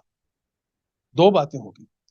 تیسری چیز جو اس کے اندر ہے، یہ وہ پہلا انسان ہے کہ جس کو جب اجتماعی زندگی دی گئی ہے تو سب سے پہلے اس کو زوجیت کا تصور دیا گیا ہے۔ اسکن انت وزوجک فی الجنہ، کمال دیکھیں قرآن کریم، اسکن انت وزوجک فی، پتا چلا کہ میاں بیوی کے بعد تو پھر ایک معاشرہ پیدا ہوتا ہے جی، ایک ماحول بنتا ہے جی، یہ اس تصور کا متحمل ہے، اسے آدم اس لیے کہا گیا اسکن انت وزوجک فی الجنہ۔ اور میں نے عرض کیا تھا کہ زوجہ اور امرأہ اور صاحبہ میں کیا فرق ہوتا ہے۔ یہاں پر تو یہ بتایا، ایسے دکھایا جاتا ہے کہ وہ اکثر اوقات ہمارے ہاں جو پینٹنگز دکھائی جاتی ہیں، خاص طور پہ ہمارے جو غیر مسلم بھائی ہیں ان کے گھروں میں نے دیکھا کہ استغفر اللہ، ایک اوریا سی ایک بڑی بغیر کپڑوں کے، بڑے لمیٹڈ سے کپڑوں کے ساتھ آدم اور حوا کو پیش کیا جاتا ہے، اور سے ایک سیب کا درخت دکھایا جاتا ہے، اور دکھایا یہ جاتا ہے کہ یہ وہ دور ہے انسان کے اوپر جب اسے کچھ پہننے یا جو ہے وہ کپڑے پہننے کی تمیز نہیں ہے اسے، اور یہ وہ پہلا انسان ہے کہ جسے بالکل نہیں پتا کسی چیز کا۔ لیکن قرآن کریم اس سے بالکل اپوزٹ ہے جی، وہ یہ کہہ رہا ہے کہ اسکن انت وزوجک فی الجنہ، وہ کہہ رہا ہے کہ آپ رہیے، آپ اور آپ کی زوجہ۔ تو اگر زوجیت کا تصور وہاں پر آدم کے پاس موجود ہے تو آپ کو کیا لگتا ہے کہ ایک انسان اپنی زوجہ کو اس حالت میں رکھے گا جو ہم دکھا رہے ہیں دنیا کو؟ کہ ان تصاویر میں آپ دیکھیے کہ آدم علیہ السلام جو ہے وہ نیم مریا حالت میں وہ دکھائے جاتے ہیں، ان کے ساتھ ہوا کو بھی ایسا ہی دکھایا جاتا ہے، اور وہ ایک سیب کا درخت دکھا دیا جاتا ہے اور بتایا جاتا ہے کہ یہ تصور تھا جی ہمارے پاس۔ قرآن کریم اس کے خلاف ہے جی، وہ تو بتاتا ہے کہ یہ اتنی سپیریئر کنڈیشن میں ہے اس وقت آدم علیہ السلام کہ یہ تو شعور کے اس مقام پر ہیں۔ آپ یہ ذرا سوچ سکتے ہیں کہ ایک وہ انسان بات کر رہا ہے کہ جو ابھی اس کی ابتدا ہوئی، ابھی پیدا ہوا ہے، وہ کن کن مقامات سے گزر کر اس جگہ پر آیا، اور فرسٹ رپلائی کیا کر رہے ہیں کہ جناب ربنا ظلمنا انفسنا وان لم تغفر۔ ایسا انسان آپ کو کیا لگتا ہے کہ یوریا حالت کے اندر گھوم رہا تھا وہاں پر؟ استغفر اللہ لو، پتہ نہیں۔ اینی ہم آدم جناب، ہم نے پہلے عرض کیا 5 کیٹیگریز میں اب آپ کو لے کر آئے ہیں جی، دابا سے بشر، بشر سے ذکر، ذکر سے انسان، انسان سے آدم، اور آدم کے بارے میں ہم نے آپ کو بتایا کہ پہلا معاشرتی اجتماعی سوچ کا متحمل انسان جس نے پہلا اعتراف جرم کیا ہے۔ دوسرا جو کام اس نے کیا ہے کہ اس کے پاس زوجیت کا تصور موجود ہے، زوجیت کا تصور موجود ہے۔ یہاں پر ایک بڑی خاص بات میں آپ سے ڈسکس کرتا چلوں۔ ہم وہاں صحرا میں تھے، ہمارے ساتھ ایک بدو، بہت سارے بدوؤں کے ساتھ میری زندگی گزری ہے، لیکن اس کا نام تھا سویدہ، یہ سرحانی قبیلے سے اس کا تعلق تھا۔ قبیلہ سرحان آج بھی شلہوب کے اندر ان کی شاپس ہیں، اور وہ پرانے لوگ ہیں وہاں پہ رہنے والے، جو اسکاکال جوف کے اندر رہنے والے لوگ ہیں، وہ یقیناً مجھے بھی جانتے ہوں گے جو پرانے لوگ ہیں، اور وہ سویدہ کو بھی، اس بابے کو بھی جانتے ہوں گے جس کی شلہوب کے اندر بہت ساری شاپس ہیں۔ ان کے ساتھ ہم بیٹھے ہوئے تھے ایک دفعہ، تو انہوں نے گفتگو میں بات کرتے کرتے انہوں نے حضرت آدم علیہ السلام کے اوپر جب بات آئی تو وہ بدو تھا، اور اس نے کہا کہ تم جانتے ہو کہ خلیفہ کیا ہوتا ہے؟ نہیں جی بتائیے، آپ بتائیے خلیفہ کیا ہوتا ہے؟ انہوں نے کہا کہ دیکھیے، ایک شیشہ ہے کہ جس کے آر پار آپ دیکھ رہے ہیں، وہ شیشہ ایک شیشہ ہے کہ جس کے آر پار آپ دیکھ رہے ہیں، لیکن اسی شیشے کے پیچھے جب آپ ایک معجون لگاتے ہیں، ایک خاص قسم کا کیمیکل لگاتے ہیں، تو وہ جو شیشہ ہوتا ہے وہ آئینہ بن جاتا ہے۔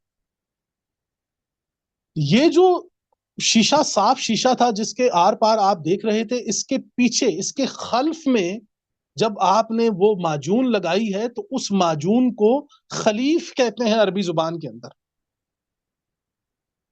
کہ اس شیشے کو جس کے آر پار آپ دیکھ رہے تھے کہ یہ شیشہ جو ہے اب یہ خلیف وہ معجون لگنے کے بعد اب یہ آئینہ بن گیا ہے۔ تو پتا چلا کہ یہ پورے درجات جب پچھلے آپ دیکھیں گے تو معلوم ہوا کہ یہ وہ شیشہ تھا کہ جسے خلیفہ بنا کر آئینہ بنا لیا گیا، تاکہ وہ رب کریم اپنی کمال صفات کو انسانی ذات کے اندر دیکھ سکے۔ یہ وہ آئینہ ہے جی کہ جس میں آدم کی ذات میں وہ رب، وہ خالق اپنی صفات، وہ پھر بتا رہا ہے کہ وَعَلَّمَ آدَمَ الْأَسْمَاءَ كُلَّهَا، وہ آیت بھی آپ کے سامنے ابھی آپ نے بلکہ نکالی ہوئی تھی، وَعَلَّمَ آدَمَ الْأَسْمَاءَ كُلَّهَا، وہ آیت بتا کے اس نے بتا دیا ہے کہ جناب اب یہ اسماء کلہ میں اسماء الحسنہ نہیں آتے کیا اللہ کے نام نہیں آتے؟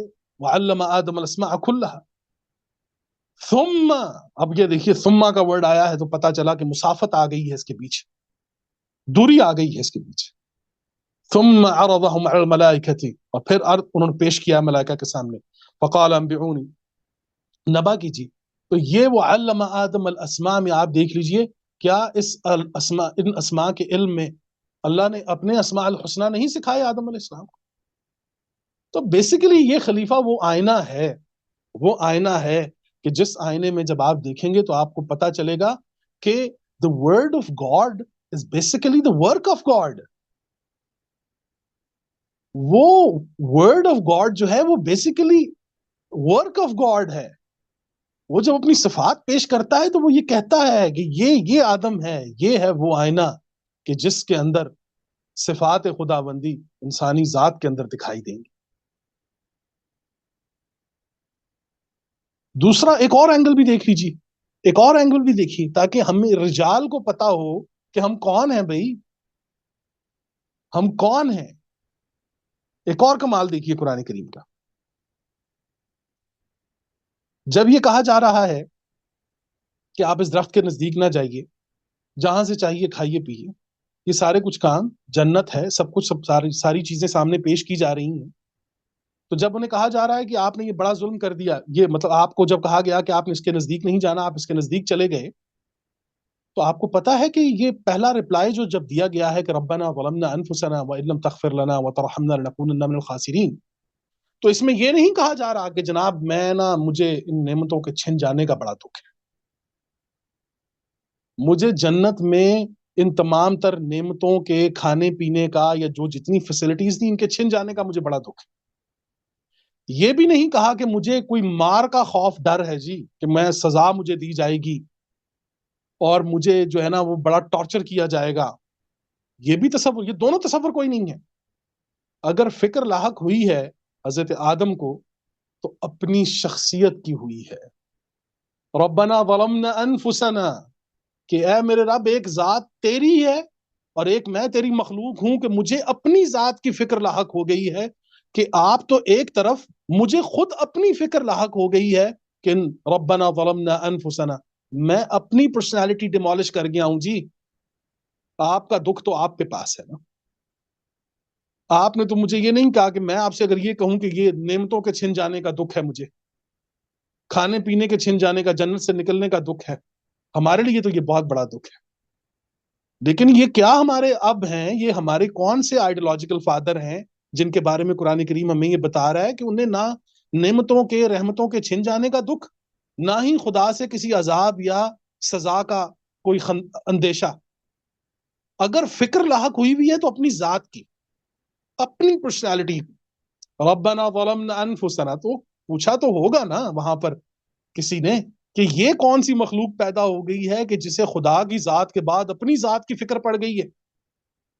اس کی ذات ہے، اس کی شخصیت ہے، اس کی پرسنالٹی ہے۔ تو یہ ہے جی آدم۔ تو ہم دابہ سے آئے ہیں بشر سے ہم ذکوری حالت سے نکلتے ہوئے آئے ہیں انسان پر۔ انسان سے اب ہم پہلی اجتماعی معاشی معاشرتی زندگی پر آئے ہیں، جہاں پر آدم ہمارا ویلکم کرتا ہے۔ اب اس کے بعد آئیے جی الرجال پر۔ اب آئے ہیں جی الرجال۔ پہلے تو یہ بتا دوں کہ الرجال کون ہوتے ہیں، ان کا تھوڑا سا تعارف کروا دوں تاکہ یہ پتا چلے کہ پچھلے سیکوینس سے ہمارا کیا تعلق۔ رجال وہ ہوتا ہے جو قائم دائم ہوتا ہے، جو وہ مرد ہوتا ہے جو ہواؤں کے اور طوفانوں کے رخ بدل کر رکھ دیتا ہے، وہ غیرت مند ہوتا ہے، وہ باکردار ہوتا ہے، یہ وہ انسان ہوتا ہے، یہ وہ مرد ہوتا ہے کہ جس کے سامنے ایک اجنبی عورت خود کو محفوظ محسوس کرتی ہے، یہ رجال ہوتا ہے۔ یہ وہ رجال ہوتا ہے کہ جو دوسروں کے گھروں میں جھانک کر دوسرے کی بہو بیٹی یا کسی پر نظر رکھنے کے بجائے اس کے کنستر پر نظر رکھتا ہے کہ اس کے گھر میں آٹا ہے کہ نہیں۔ یہ وہ رجال ہوتا ہے کہ جسے اپنے محلے کے یتیموں کی خبر ہوتی ہے۔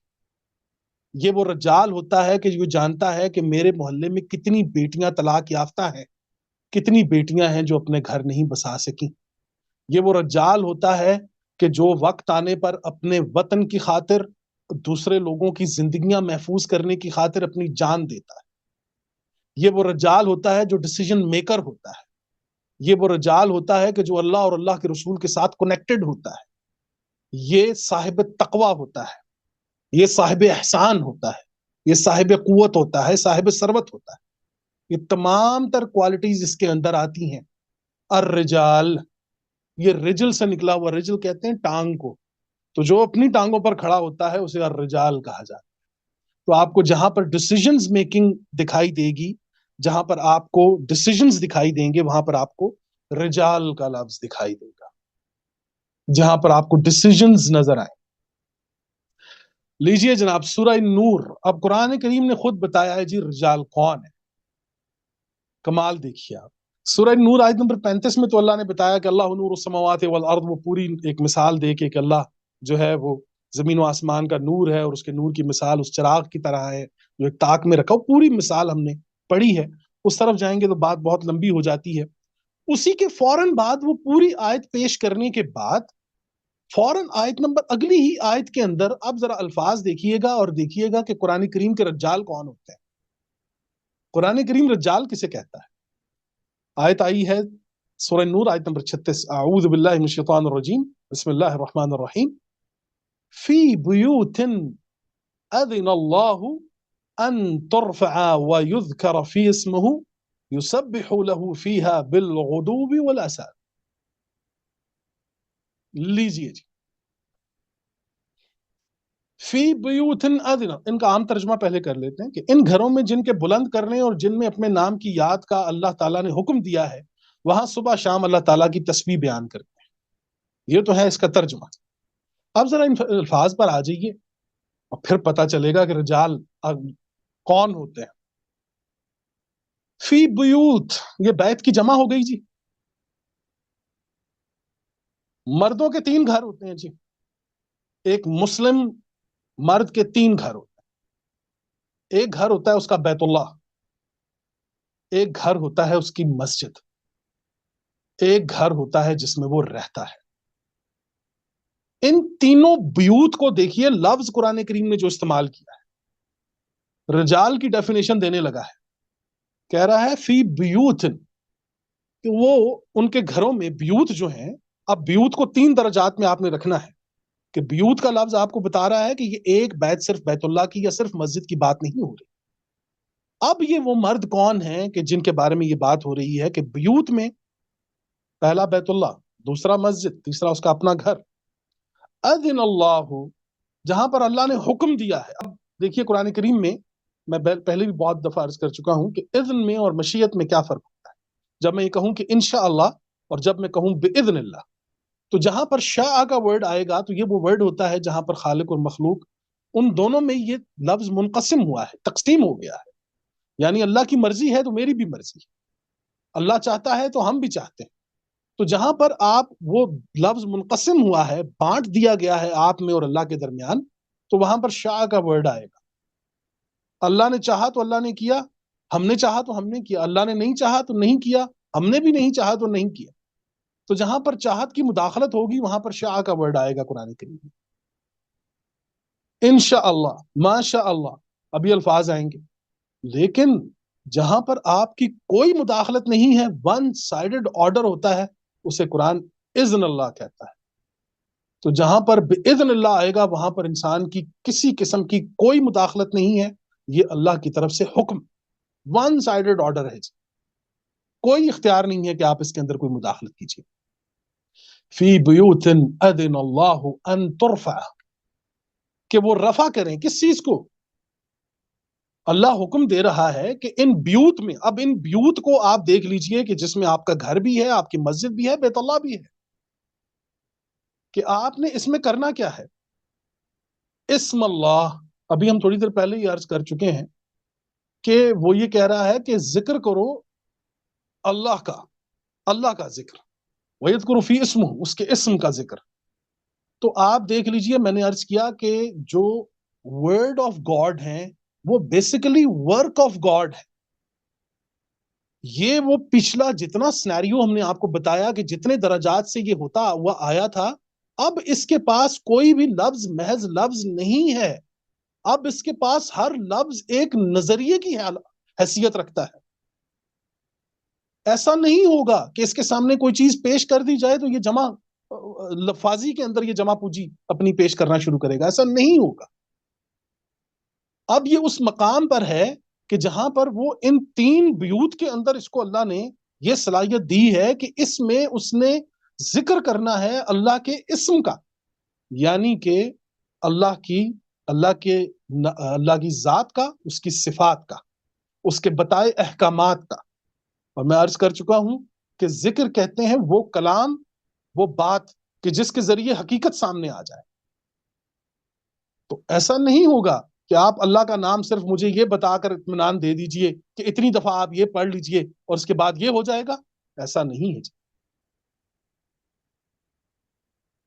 یہاں پر ہمارے ہاں جو ایک بہت بڑی کنفیوژن، میں آپ کو یہ بھی کلیئر کر دوں ساتھ میں، رجال کو یہ بھی پتا ہونا چاہیے کہ یہ جو رسول اللہ صلی اللہ علیہ وسلم کے بارے میں آپ سنتے ہیں کہ آپ صلی اللہ علیہ وسلم نے فرمایا کہ نماز کے بعد آپ 10 دفعہ یہ پڑھ لیں تو آپ کو جنت مل جائے گی، آپ 33 دفعہ یہ پڑھ لیں تو یہ ہو جائے گا، آپ اتنے اونٹوں کی قربانی کر دیں. تو کچھ ہمارے افراد ہیں کہ جو میں نے دیکھا کہ وہ مذاق اڑاتے ہیں ان چیزوں کو وہ کہتے ہیں کہ یہ کیا بات ہوئی جی، دیکھیں میں نے تو ساری زندگی گناہ کیے ہیں اور اتنی سی بات میں کروں گا تو یہ تو بڑا شارٹ کٹ ہے. بات ایسی نہیں ہے، بات بہت سمجھنے والی ہے جی، انتہا درجے کی سمجھنے والی بات ہے. اور بات یہ ہے کہ اللہ تعالیٰ قرآن کریم میں ایک جگہ فرماتے ہیں کہ جو یہ کہتے ہیں یہ کرتے کیوں نہیں ہیں. تو پتا چلا کہ عرب معاشرے کے اندر جو رسول اللہ، عربی لسان عربی کی میں بات کر رہا ہوں، میں لغت عربیہ کی بات نہیں کر رہا. لسان عربیہ کے اندر کوئی قول ایسا نہیں ہے جی کہ جس کے اندر عمل نہ ہو، کوئی ایسا قول نہیں ہے. تو جب ہم یہ کہیں کہ رسول اللہ صلی اللہ علیہ وسلم نے فرمایا ہے، تو چونکہ ہم عرب نہیں ہیں تو ہم اس کا ترجمہ کہتے ہیں کہ جی آپ اتنی دفعہ یہ پڑھ لیں. ہم اس کا ترجمہ یہ کر دیتے. رسول اللہ صلی اللہ علیہ وسلم حضرت فاطمہ رضی اللہ تعالیٰ عنہ، میں معذرت کہ میں نام لیتا ہوں لیکن میں ام حسن کہوں گا، کہ ام حسن رضی اللہ عنہ حضرت علی کی جو زوجہ ہیں، آپ صلی اللہ علیہ وسلم کی بیٹی ہیں، انہوں نے کہا کہ جی مجھے ایک نوکرانی دے دیجیے. تو آپ صلی اللہ علیہ وسلم انہیں کچھ الفاظ دے رہے ہیں. ذرا کمال دیکھیے حدیث کا، اور پتا چلے آپ کو کہ ایسا نہیں ہے کہ وہ کہیں کہ یہ میری بیٹی ہیں، ٹھیک ہے جی آپ ان کو نوکر دے دیں، ایک نہیں 1000 دے دیں. لیکن وہاں پر ورڈز دیے جا رہے ہیں، مینز کے ورک دیا جا رہا ہے. سبحان اللہ پڑھیں، ایفرٹ کریں، یوٹیلائزیشن آف فورس ہے یہ. سبح کا ورڈ جہاں پر بھی قرآن کریم کے اندر آئے گا سین باہا کے مادے پر، ٹوٹل یوٹیلائزیشن آف فورس ہے جی. الحمد جو ہے وہ وہاں پر کسی بھی عمل کے نتائج آتے ہیں جی. اللہ اکبر کے اندر آپ کی ذات کی نشو نما ہے جی. یہ تمام تر چیزیں جتنی بھی رسول اللہ صلی اللہ علیہ وسلم نے جو فرمائی ہیں، جنہیں ہم نے استغفر اللہ دیکھا اپنے معاشرے میں کہ جو لوگ قرآن سے جڑے ہوئے لوگ ہیں بڑا مذاق اڑاتے ہیں لوگوں کا. بھائی ذرا آپ اس کو ڈیپلی دیکھیں تو صحیح کہ عربوں کے ہاں تو جو قول ہے وہ فعل ہے. جو لسان القرآن کے اندر بات پورے قرآن کریم کے اندر جہاں پر بھی کوئی قول ہے وہ فعل ہے. ایسا نہیں ہوتا کہ قول صرف محض لفاظی کی بنیاد پر ہوتا ہے. رسول اللہ صلی اللہ علیہ وسلم کی تمام طرح حدیث کو اس کسوٹی کے اوپر رکھ کر دیکھیں کہ آپ صلی اللہ علیہ وسلم نے جب یہ فرمایا ہے کہ نماز کے بعد یہ پڑھو نہیں، یہ کرو. اور یہ کرنے میں آپ کو بتائے گا کہ سبحان اللہ جب آپ کریں گے نا، جب آپ اللہ اکبر کہیں گے نا، جب آپ کہیں گے نا اشہد ان لا الہ الا اللہ واشہد ان محمد رسول اللہ، جب آپ کہیں گے اللہ اکبر، جب آپ تکبیر کہیں گے، الحمد کہیں گے، سبحان کہیں گے، پھر میں آپ کو دیکھوں گا نا جی. اس کا باقاعدہ عملی مظاہرہ کیجئے نا. اس کے اوپر محض یہ بات کر کے اس کے اوپر تنقید کر دینی کہ جناب یہ لوگ جو ہیں یہ دیکھیے جی 33 دفعہ یہ پڑھ لیں، 34 دفعہ یہ پڑھ لیں. بھائی آپ عرب نہیں ہیں. یہ الگ بات ہے کہ اس وقت کے موجود عربوں کی حالت یہ ہو گئی ہے کہ ان کی لغت میں بھی اب یہ ساری کام صرف محض لفاظی ہی رہ گئی ہے کہ آپ اتنی دفعہ یہ پڑھ لیجئے، اتنی دفعہ یہ کر لیجئے. یاد رکھیے وہ عمل، وہ نقصان کے جو عمل کے ذریعے ہوا ہو، الفاظ کبھی اس کا ازالہ نہیں کر سکتے. قرآن کریم یہ بتاتا ہے عمل کا ازالہ عمل ہی کر سکتا ہے. تو قرآن کریم نے جتنی بات پیش کی ہے اور یہ جو ہم ذکر بتا رہے ہیں آپ کو، تو وہ ذکر آپ یاد رکھیے وہ رسول اللہ صلی اللہ علیہ وسلم نے فرمایا ہو یا اللہ نے فرمایا ہو، وہ ذکر وہ کلام ہے کہ جس کے ذریعے حقیقت سامنے آ جائے گی. اور یہ ورک ہوگا، یہ ورڈ ہوگا، وہ ورڈ کے جس کے اندر ورک ہوگا. ہمیں وہاں تک جانے کی اللہ توفیق عطا فرمائے. پھر ہمیں پتا چلے گا کہ یہ جو جنت کی بشارتیں ملتی ہیں یہ کیسے ملتی ہیں. بنگلہ دیش کے اندر ایک اذان ہوئی ہے جی کہ جس میں ایک مجموعہ، وہاں پر جب پارٹیشن سے پہلے کی بات ہو رہی ہے کہ وہاں پر اذان دینے کے لیے وہ مجموعہ کھڑا ہوتا ہے اور ایک انسان اللہ اکبر کہتا ہے اور اسے فائر لگتا ہے، تو دوسری طرف سے ایک اور انسان اٹھ کر کھڑا ہوتا ہے اللہ اکبر، اور یوں وہ لوگ ایک ایک جملہ بولتے چلے جاتے ہیں اور شہید ہوتے چلے جاتے ہیں. ذرا یہ اذان دے کر دیکھیں نا، یہ محض لفاظی ہے، یہ محض لفاظی نہیں ہے. یہ بات کہہ دینا کہ دیکھیں جی ہم تو نہیں، ہم تو ڈینائی کرتے ہیں جی یہ خالی صرف لپسنگ کا گیم ہے جی ساری، یہ دیکھیں یہ ملا صاحب نے بھی یہی کیا. مسئلہ یہی ہوا ہمارے ساتھ. ہمارے اسکالرز نے، پروفیسرز نے ہمیں یہ نہیں بتایا کہ what is the difference between نطق اینڈ قول. قرآن کریم کے اندر قوت گویائی کے لیے یہ دو لفظ آئے ہیں، ایک لفظ ہے نطق، ایک لفظ ہے قول. ان دونوں میں کیا فرق ہوتا ہے؟ نطق کہتے ہیں وہ کنورسیشن کہ جس میں صرف بولا جاتا ہے، اس کے اندر فہم ہو نہ ہو یہ ضروری نہیں. لیکن قول کہتے ہیں وہ کنفرمڈ کنورسیشن کہ جس میں آپ ایک دوسرے کی بات مکمل سمجھ چکے ہیں. اگر آپ کو سمجھ نہیں آئی تو وہ بتانے والے کی ذمہ داری ہے، وہ سمجھائے گا آپ کو. تو اللہ نے جب قرآن کریم میں فرمایا ہے کہ قل یا ایھا الکافرون، کہہ دو، تو کیا رسول اللہ صلی اللہ علیہ وسلم وہی کہتے تھے جو ہم کہہ رہے ہیں آج کل؟ ایسے ہی کہتے تھے. قل هو اللہ احد کا مطلب یہ ہوتا ہے. تو یہ جو قل ہے قرآن کریم کے اندر، اس قول کے اندر تو ایفرٹ ہے جی، اس کے اندر تو جان دینی پڑتی ہے. ایک ایک لفظ کے اوپر نظریہ قائم کرنا پڑتا ہے، اس نظریے کے اوپر کھڑا ہونا پڑتا ہے، تب کہیں جا کر قومیں کھڑی ہوتی ہیں جی. یہ ہوتے ہیں رجال. آتے ہیں واپس آیت کی طرف. فی بیوت اذن اللہ ان ترفع ویذکر فی اسمہ.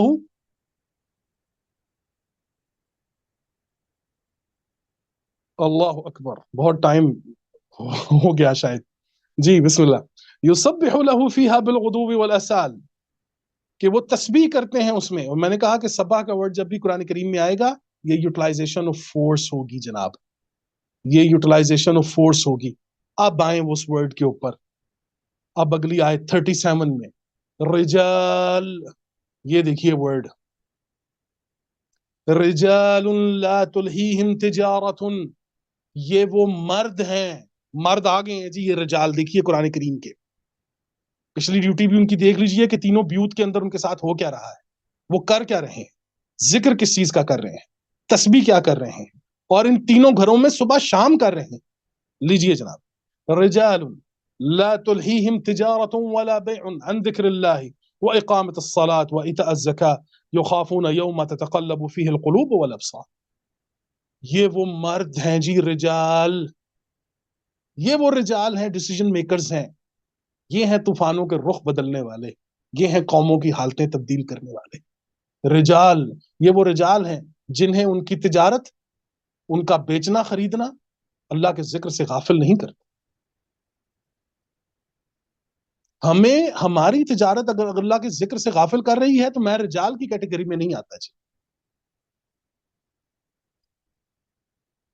وہ اقامت الصلاۃ، صلاۃ قائم کرنی ہوگی. اب یہ بڑی عجیب بات ہے، تجارت اور بیع کو صلاۃ سے پہلے لے آیا ہے قرآن کریم. بتا رہا ہے کہ جب تک نمازی قائم نہیں ہوگا، معیشت قائم نہیں ہوگی، نماز قائم نہیں ہوگی. نمازی کو قائم کریں، نماز قائم ہو جائے گی الحمدللہ. وَإِقَامُ الصَّلَاةِ وَآتُوا الزَّكَاةَ، صلاۃ قائم کرو، زکات آتوا الزکات، زکات ادا کرو. یخافون، اور پھر انہیں یہ ڈر ہوتا ہے کس چیز کا، کہ اس دن یہ ڈر ہے کہ کہیں قلوب، دل جو ہیں اور آنکھیں جو ہیں وہ پھیر نہ لی جائیں، تقلب نہ ہو جائے ان کے اندر، آنکھیں پھیر نہ لی جائیں. تو یہ ہے جی رجال. اور میں سمجھتا ہوں کہ یہ ٹاپک تو خیر کافی لمبا تھا، طویل ہے، لیکن مسئلہ یہ ہے کہ آج ہمارا کافی لمبا جو ہے یہ سیشن چلا گیا. اس میں ہماری کوشش یہ رہی ہے جی کہ ہم آپ کو یہ بتا سکیں کہ یہ جو شفٹنگ ہوئی ہے، یہ جو آج آپ سن رہے ہیں، اس کے اندر کائنات کی کتنی بڑی انویسٹمنٹ ہے، رب کریم رب رحیم کی کتنی بڑی انویسٹمنٹ ہے، رسول اللہ صلی اللہ علیہ وسلم کی کتنی بڑی انویسٹمنٹ ہے. ہمیں اللہ کریم قرآن پڑھنے اور سمجھنے کی توفیق عطا فرمائے. میں سمجھتا ہوں بہت سی چیزیں ہماری رہ گئی ہیں انشاءاللہ، جو ہم اگلے پروگرامز میں انشاءاللہ انہیں کلیئر کرنے کی کوشش کریں گے جی. جزاکم اللہ بالخیر. السلام علیکم ورحمۃ اللہ وبرکاتہ. جی زبیر بھائی، بہت شکریہ آپ کا. بہت آپ نے جامع انداز میں اور بہت تفصیل کے ساتھ یہ ساری ہمیں ایوولوشن اور ارتقائی جو مراحل ہیں انسان کے، ان سے بھی روشناس کروایا کہ قرآن مجید کیا ہدایات فراہم کرتا ہے. کیونکہ ہمارے یہاں تھیوری آف ڈارون ہے، اس کا نظریہ بہت ہی پاپولر ہوا ہے، تو اس کو بھی اب ہم اس نظر سے دیکھنے کے قابل ہو سکیں گے کہ وہ کیا کہتا ہے اور قرآن پاک کیا کہتا ہے، اور کس طرح سے ان میں چیزوں میں رد و بدل ہو سکتا ہے اور بہتری قرآن پاک بہتر ہدایات فراہم کر رہا ہے. اور اسپیشلی یہ کہ جس طرح سے انسانی تخلیق شروع ہوئی بشر سے، انسان اور پھر اس کے درمیان ذکر اور انثیٰ کی آپ نے تفریق بتائی کہ کیسے ان کی شیپ اپ ہو رہی ہے، اور اس کے بعد آدمیت کے درجے پہ پہنچتا ہے، اور وہاں سے پھر اس کا رجال کا سفر شروع ہوتا ہے. تو میرا خیال ہے اس پہ انشاءاللہ نیکسٹ سیشن میں ہمیں مزید سیکھنے کو ملے گا رجال کے حوالے سے. تو ابھی اس کو ہم یہاں پہ کلوز کرتے ہیں ٹاپک کو، اور سوالات کی طرف چلتے ہیں. ہمایوں خان صاحب نے کافی دیر سے ہینڈ ریز کیا ہوا تھا، تو ان سے میں پہلا سوال شروع کروں گا. میرا ذہن میں ایک کوشچن ہے. اگر ہم دیکھیں سر، دابا اور بشر کا جو آپ نے ذکر کیا ہے، انسان، ذکر اور انسان، بشر جو فزیکلی اس کی سٹیٹس کی آپ بات کر رہے ہیں، انسان جو شعوری اور اخلاقی و شعوری وہ سٹیج کی جو ڈیولپمنٹ ہے بشر سی. لیکن اگر ہم دیکھیں سر، سورۃ مریم آیت نمبر 20 میں مریم بی بی جو کہتی ہے کہ مجھے کسی بشر نے یم سسنی، مجھے مسا یا ٹچ نہیں کیا. یہاں پہ اگر ہم بشر کا وہ لے لیتے ہیں کہ بشر میں ابھی وہ انسان پہ نہیں چلا گیا ہے، اس میں شعور ڈیولپ نہیں ہوا ہے، تو جو ٹچ کرنے کی جو بیہائنڈ دا مطلب ہے اس کے جو مقصد ہے، وہ آیا بشر میں وہ چیز مطلب ڈیولپ ہوئی ہے؟ کیونکہ ابھی اس میں شعور ڈیولپ نہیں ہوا ہے.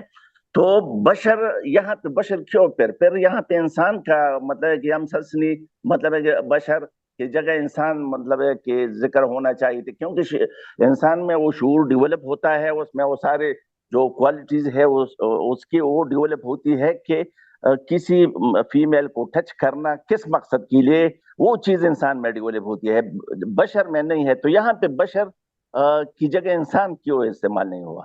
Thank you. جی بہت شکریہ. میں نے ایک تو آپ کی رائے بڑی خوبصورت ہے، اور آپ نے بالکل یہ شاید محسوس کیا ہے، اور بلکہ ہوا بھی یہی ہے، چونکہ ہمارے پاس وقت اور ٹاپکس اتنے زیادہ ہیں رجال کے اوپر کہ ہمیں کیونکہ 3 پروگرامز میں 3 سیشنز میں اپنی پوری بات کمپلیٹ کرنی ہے. تو یہ ہماری طرف سے معذرت قبول فرمائیں کہ بالکل آپ نے جو فرمایا کہ ہم کافی بڑی چیزوں کو لے کر چل رہے ہیں، سوالات آپ کے ذہن میں آتے ہوں گے، تو اس پر بالکل ہم معذرت خواہ ہیں، اور اس کی بنیادی وجہ جو ہے وہ وقت ہے. تو یہ ہماری ایک تو معذرت قبول فرمائیں. دوسرا آپ نے فرمایا کہ بشر جو ہے، دیکھیے بایولوجیکل ایگزسٹنس کی ہم جب بات، میں نے آپ سے عرض کیا کہ بشر جہاں پر بھی بایولوجیکل ایگزسٹنس کی بات آ رہی ہے، جہاں پر وہ مادی کسی چیز کی بات آئے گی، وہاں پر بشر کا ورڈ آئے گا. تو وہ یہ جانتی ہیں کہ یہ تولید جو ہے یہ ایک بشری تقاضا ہے، ایک بشری معاملہ ہے. وہ ٹھیک ہے، اس کے اندر ایک انسان جو سوچنے والا ہے وہ تو ٹھیک ہے، لیکن جو انسان نہیں سوچتا، کیا وہ اس تقاضے سے مبرری ہے؟ وہ مبرہ نہیں ہے.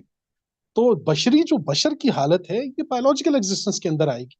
دوسری جگہ پہ قرآن کریم میں فرمایا ہے کہ وہ ملائک جو ملک ہیں، ایک فرشتہ آیا ہے، تو وہ بشر کی شکل میں آیا ہے. وہ انسان کی شکل میں وہاں پہ ورڈ استعمال نہیں کیا، کیونکہ وہ انسانی درجہ، وہ روح اس کے اندر موجود ہی نہیں. وہ فہم وہ اس کی معنویت، اس کو ایک آرڈر ملا ہے، اور وہ آرڈر لے کر وہاں پر آ گیا ہے.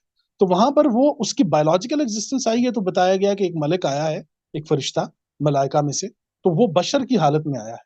بشر سویہ کا ورڈ آیا ہے وہاں پر، آپ بھی دیکھیے. تو وہاں پر بھی آپ دیکھیے کہ بایولوجیکل ایگزسٹنس آتی ہے.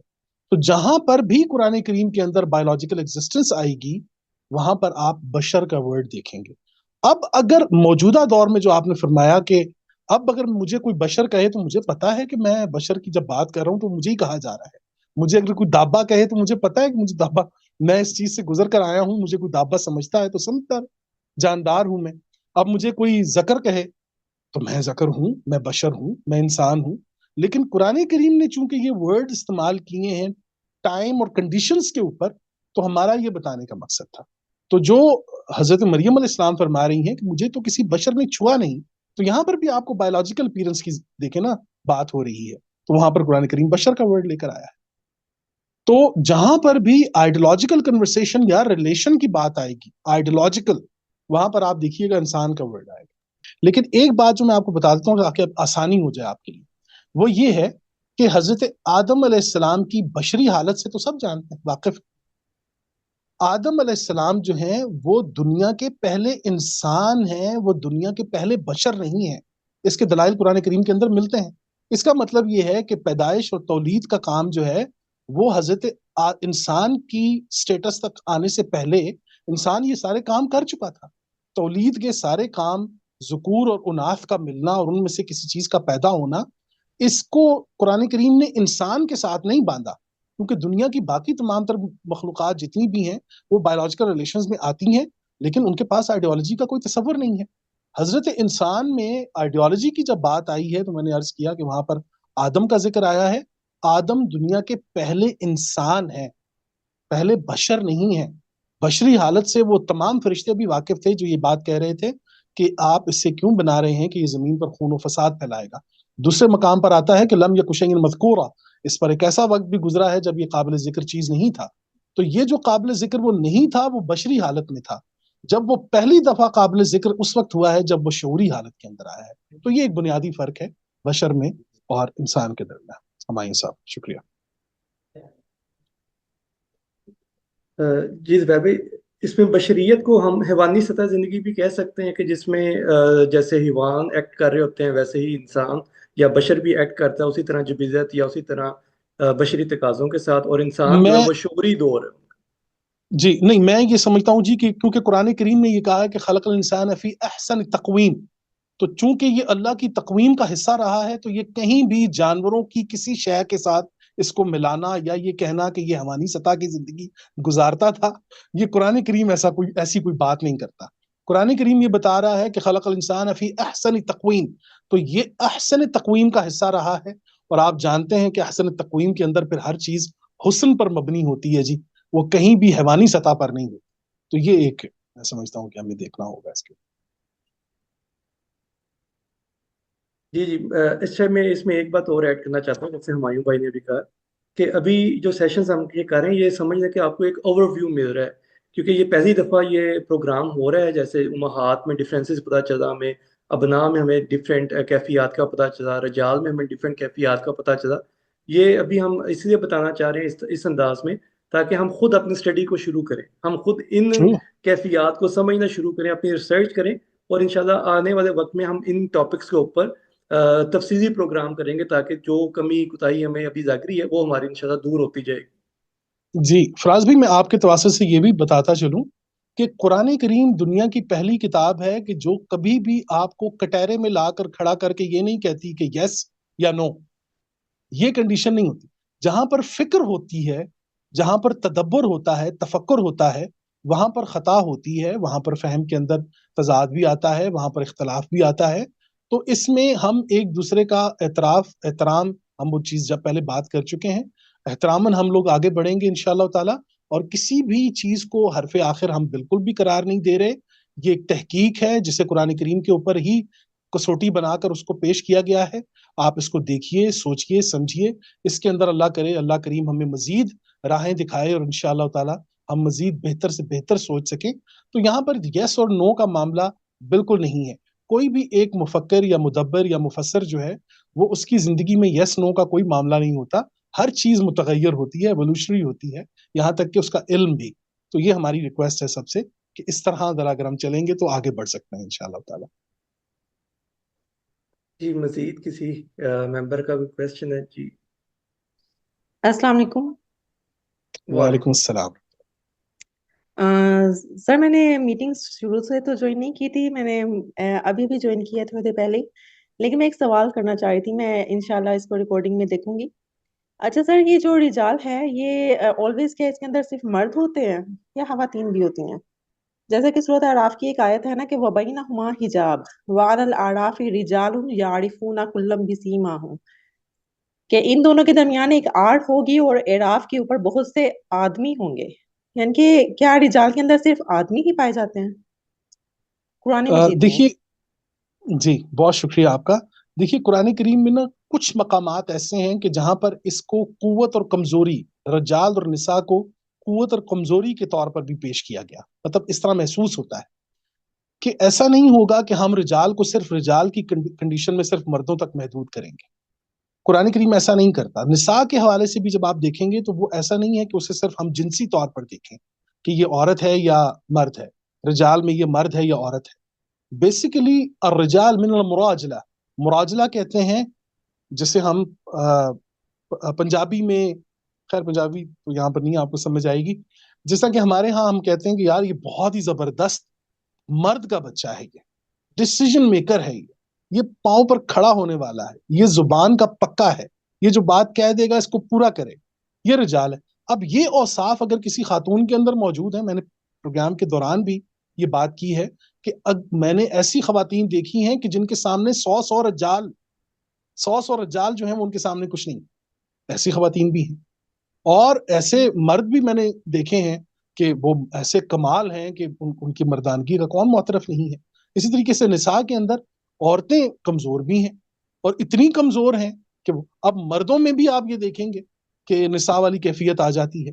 تو ایسا نہیں ہے کہ ہم رجال کو صرف رجال تک محدود کریں گے، بلکہ ایک سٹیپ، بے شک کہ رجال مرد کو کہتے ہیں، نساء عورت کو کہتے ہیں، لیکن یہاں پر ایک قدم اور آگے بڑھ کر جب ہم اس کو کمزوری اور اعتماد، مطلب ویکنس کو، اور یا جس میں کسی قسم کے کوئی حقوق کی پاسداری نہیں ہوئی یا کوئی کمی پیشی آئی، تو وہ بھی نساء کے ورڈ میں آئے گا، اس کے لیے نسیہ کے اس میں بھی آتا ہے. تو یہ میں ہی سمجھتا ہوں جی کہ الرجال جو ہے اس کو ہم مراجلے کے اندر دیکھیں گے، ڈیسیژن میکنگ کے اندر دیکھیں گے، تو یہ دونوں کے لیے استعمال ہو سکتا ہے، مردوں کے لیے بھی اور عورتوں کے لیے. میرا خیال ہے پھر کویسچن تو مزید نہیں ہے کوئی بھی ابھی. میرے خیال سے جزاک اللہ جی تو میرا خیال ہم آج کا سیشن کلوز کرتے ہیں. کلوز کرتے ہیں جی انشاءاللہ. جی تو انشاءاللہ ہم نیکسٹ سیشن میں پھر رجال کی فردر کوالٹیز جو ہے انہیں بھی ڈسکس جی کریں گے. اب ہمارے پاس کم از کم ایک فوڈ آف تھاٹ ہمیں مل گئی ہے کہ ہم نے کس طرح سے جی چیزوں کو سمجھنا ہے, کیسے ابتدا جی دیکھنی ہے انسان کی ایوولوشن کی بھی, اور ان کے جی ذمہ داریوں کی بھی, کس سے کیسے تعین ہو رہا ہے ذمہ داریوں کا. تو انشاءاللہ پھر نیکسٹ سیشن میں ہم رجال کے بارے میں اور نساء کے حوالے سے بھی مزید انڈرسٹینڈنگ اپنی ڈیولپ کریں گے. بہت شکریہ جی آپ سب کا بھی, انشاءاللہ بہت زید شکریہ جی، بھائی آپ کا جزاک بھی.